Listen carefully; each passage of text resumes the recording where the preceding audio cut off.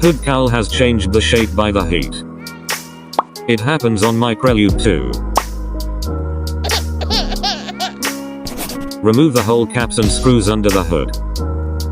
Then pull the cowl up to disconnect the clips. Be careful not to break the clips. Disconnect the hoses. Hood cowl removed. I'm not going to install this clip because of my cowl shape. This magnet is perfect fit. Grind the magnet if it doesn't fit completely. Use super glue to all of them. Make sure they are strong holding. Install the cowl after fully dry. Holy flat. Perfect. Prelude.